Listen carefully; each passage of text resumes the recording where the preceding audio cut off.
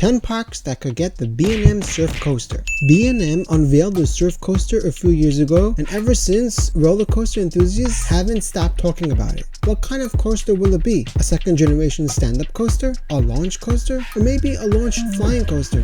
Where will the first one go? Today, I'm going to focus on just one of these topics. I'm going to list 10 parks I could see building a surf coaster in the future. I'm going to list the parks into 5 tiers. The bottom tier is the parks I doubt will get the surf coaster anytime soon, but there's still a chance. The first park is Hershey Park.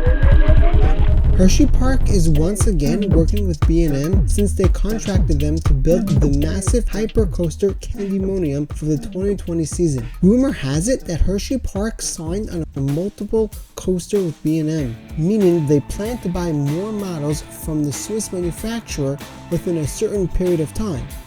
So you may ask, if Hershey Park will likely be installing more coasters from B&M over the next bunch of years, why are they in the bottom tier?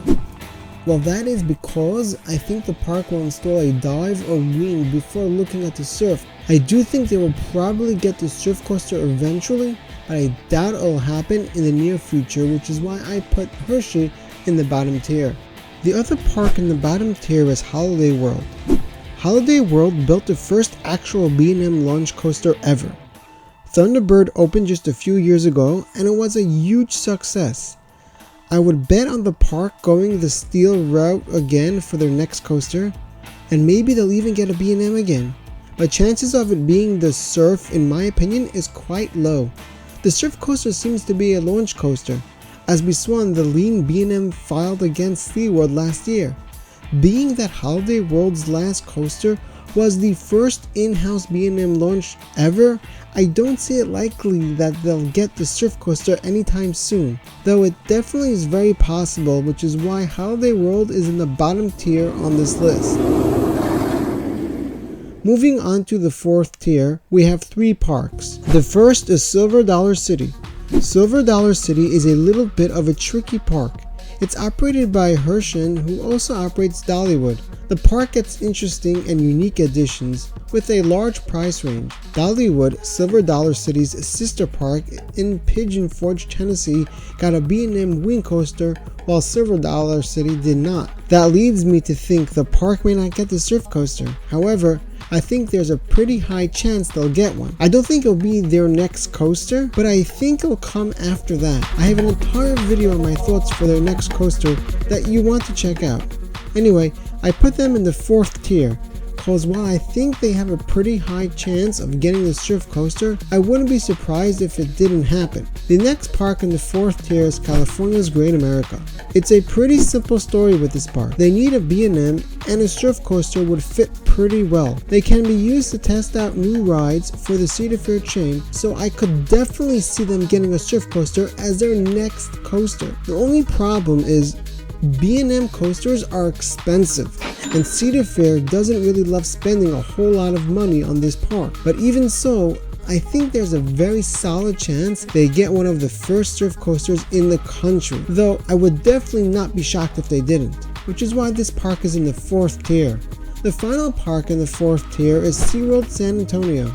The San Antonio area has become one of the biggest growing cities in terms of population over recent years. The park's competitor, Six Flags Fiesta Texas, has been seeing a lot of love from the Six Flags chain recently. Now, with the B&M dive coaster going to Fiesta in 2022, I think Seaworld will look to add a B&M surf coaster to San Antonio for the next coaster.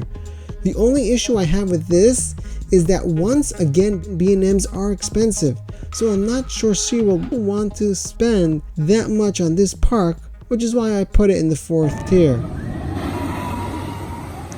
Moving on to the 3rd tier. Most of the parks from here on will probably add the surf coaster eventually, but I listed them in order of probability. The first is, not surprisingly, Six Flags Fiesta Texas. Now that they're getting the mini dive coaster, B&M is on the table for the Six Flags chain, and especially for this park. This park looks like it might just be the new favorite for the chain. I definitely think this park will get the surf coaster either as their next coaster or the one after that. But this park gets coasters relatively often, so that's really not far away. This park is also still the test park for the chain, although I don't expect that to last much longer as this park starts getting more elite, so Six Flags may want to test out the surf coaster here. Spoiler, before putting it at any of the other Six Flags parks coming up on the list. The only reason I can see for this park not getting a surf coaster is if Seaworld San Antonio gets one first. Which park do you think will be the first to get the surf from the two San Antonio parks? Let me know in the comments. The next park in the third tier is Dollywood. They got a B&M wing when it became popular and everyone was running after it and they could afford it. They could also use a good launch coaster, so I think this would be a no-brainer for them. But now that they're working with Mack, they may get a Mack launch coaster first, in which case the B&M Surf may go on hold for a few years longer. The next park on this list will probably take you by surprise. Well, because it's a Six Flags park. Yup, another Six Flags park on the list, and this one is Great Adventure. Hold up, let me explain. This park is one of the best parks in the country, but doesn't really get the biggest investments from the chain. However, when the park needs a new coaster, Six Flags won't hesitate to give them whatever they need. The park brings in almost as many guests as Magic Mountain in a much shorter operating season. I think Green Lantern is on its last leg right now, and the park will want to replace it. The park needs a second launch coaster that doesn't reach speeds of 128 miles per hour and isn't 450 feet tall. I think they'll get a surf coaster in Green Lantern's plot of land, but I could see them getting a dive or wing instead, which is the only reason this park isn't in the top tier. Another thing to note is this park has the record for having the most B&Ms of any park, so they either have to add another B&M when they remove Green Lantern or lose that record. Moving into the second tier, the first park I have is Cedar Point.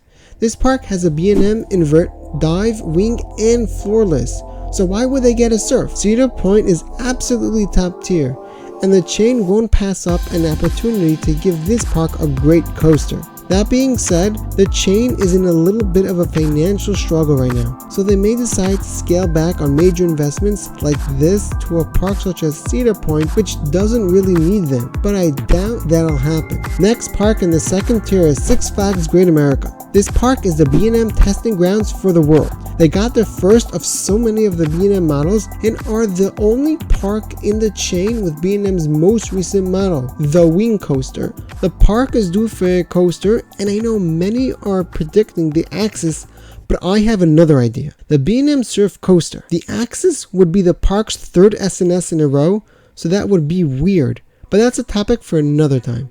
This park is the most likely park in the Six Flags chain to get the B&M Surf Coaster, and I could see them getting it as early as next year. But there still is the slight chance Six Flags will give them a Raptor or an Axis and decide to leave the honors of the first B&M Surf Coaster to another park. The next park in the second tier is a park I think might get the first surf coaster, Kings Island. I have an entire video on this, so I'm just going to summarize it for you. This park absolutely loves B&M. What other park got an invert hyper and Giga within a few year period? This park has B&M surf written all over it, with the fact that it could use more unique coasters and another good launch coaster. But maybe Cedar Fair will decide to leave this park without a ginormous thrill machine for once and show some love to, yeah, that's never gonna happen. The final park on this list, and the only park in the top tier, is, you guessed it, SeaWorld Orlando.